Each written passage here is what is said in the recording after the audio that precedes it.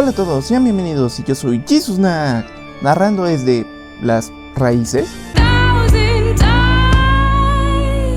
I've got no roots, but my home was never on the ground. I've got no roots, but my home was never on the ground. I've got no roots. Y el día de hoy les presento el regreso de Animales Fantásticos.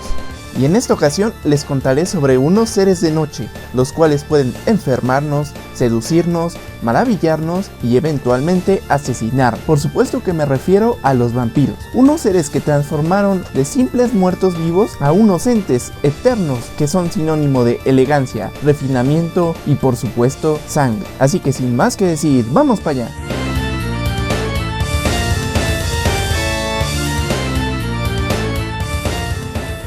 Empecemos por el principio. Muchos creen que por la forma en la que se visten los vampiros actualmente fueron creados en la época victoriana, pero nada más alejado de la realidad.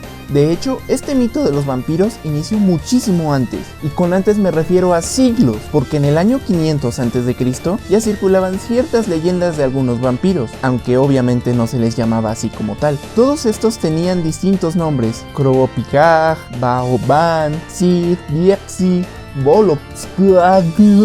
todos se definían como lo mismo, cadáveres que volvían a la vida para probar la sangre de sus víctimas, dejándolos con heridas, provocándoles debilidad, palidez, enfermedad y a veces hasta la muerte, todo por un simple acto de maldad, brujería o venganza. Bueno, eso es lo que creían antes, pero para entender a los vampiros primero debemos explicar cómo la ignorancia puede generar esta clase de mitos que pueden llegar a ser parte del folclore cultural del mundo. Porque verán, eran los siglos entre 14 y 17 y la gente recién se adaptó a la forma de vida de esos entonces. El problema es que el fanatismo a la religión no permitía que la ciencia o la medicina avanzara lo suficiente para entender qué enfermedades, qué son y cuáles son las secuelas que dejan. Es decir, si algo que no comprendían sucedía, automáticamente lo relacionaban con actos demoníacos, magia, brujería o animales fantásticos.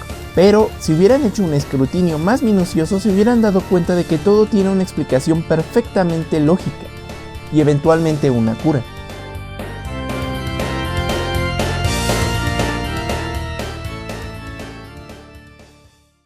¿Recuerdan que hace un momento les dije que si se detectaba a la víctima de un vampiro, estas personas padecían heridas sangrantes, debilidad, palidez, fotosensibilidad o hasta la muerte? Bueno, pues resulta que esto era perfectamente explicado por la rabia y otras enfermedades, ya que si un animal infectado te muerde, este te contagia, produciéndote los síntomas que mencioné antes, pero además cambios en la conducta y el comportamiento, una actitud demoníaca dirían algunos en esa época. Y bueno, ¿qué tiene que ver los vampiros con las enfermedades y los cadáveres? Bueno, pues si los saqueadores de tumbas por X o por Y debían desenterrar un cadáver, los sepultureros notaban cosas extrañas, como que no presentaban rigor mortis, estaban hinchados, que las uñas y el cabello les creció, que tenían sangre emanando de su boca y el queso diario que solían utilizar presentaba agujeros, como si alguien se los estuviera comiendo. Suma eso con todas las personas enfermas que había a los alrededores y con síntomas muy extraños, mézclalos en una licuadora y obtienes una sabrosa leyenda nueva. Pero esta leyenda de los vampiros no hubiera sido tan famosa si solo hubieran sido unos cuantos casos aislados en pueblos alejados. La realidad fue que esta leyenda tuvo la fortuna, entre comillas,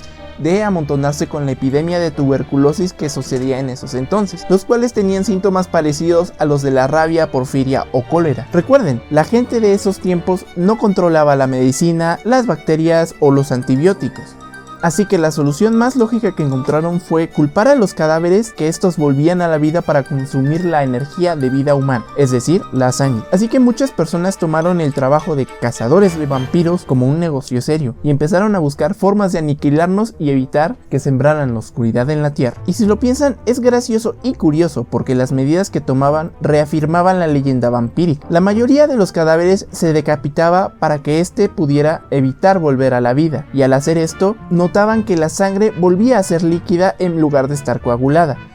Luego decidieron clavar estacas en el pecho y al hacer esto se podía oír un claro quejido, como si de verdad se hubieran matado. Solo que en realidad la presión de la estaca liberaba el aire atrapado en su pecho, y cuando este pasaba a la garganta simulaban un quejido. Algunos incluso les cortaban las extremidades y le ponían un ladrillo en la boca para evitar que abandonaran su tumba. Pero lo que reafirmó mayormente esta creencia es cuando finalmente comenzaron a quemar los cadáveres completamente, cuando estos casos de enfermedad eran altísimos, haciendo que los casos disminuyeran. Cosa que tiene sentido, ya que si consideras que los difuntos eran enterrados cerca de la superficie permitiendo ser un foco de infección, al exhumarlos este foco desaparece y por ende hay menos contagiados. Lo malo es que ellos no sabían esto. A estas alturas todos los supuestos vampiros seguían siendo muertos vivientes que se levantaban a consumir la sangre de sus víctimas, y estos generalmente tenían la apariencia de muertos con ropa harapienta y desgastada, y generalmente atacaban a los familiares y amigos de estos conocidos. Entonces, ¿cómo rayos pasaron de esto a esto? Bueno, pues realmente no se sabe con exactitud, pero en los siglos XVII y XVIII se comenzaron a escribir muchísimos relatos de estos seres, además de que comenzaron a romantizarlos, ya que esa corriente cultural estaba en auge.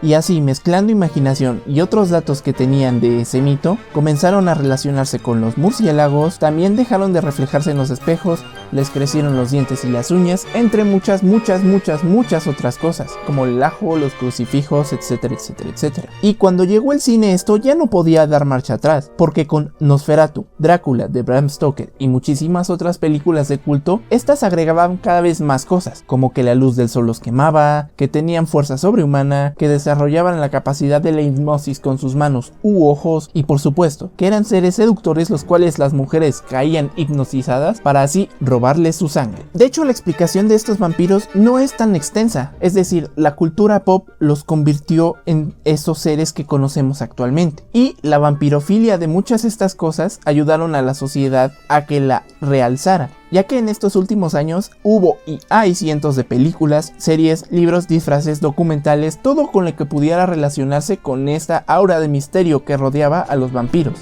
Para finalizar les diré que, como ven, la sociedad transformó a seres que producían pavor y miedo ante las multitudes a seres que tienen siempre belleza y vida eterna. Y esto les parecería una tentación, solo que con el pequeño costo de beber un poco de sangre en vez de los vampiros originales. En fin, como les dije, el origen de los vampiros de la cultura pop no es muy extenso. Las películas, libros, cuentos e historias los transformaron. Esas son solo algunas cosas que tengo que decir sobre los vampiros. Apuesto que ustedes saben muchísimas más cosas sobre este tema, así que les agradecería que lo pusieran en los comentarios. Pero me despediré. ¿Qué te pareció? ¿Crees que me faltó algo? ¿Tú también le rezas a la estrella polar? Ya sabes que cualquier duda o opinión será bien recibida en los comentarios. Eso es todo. Y por mi parte, ¡adiós!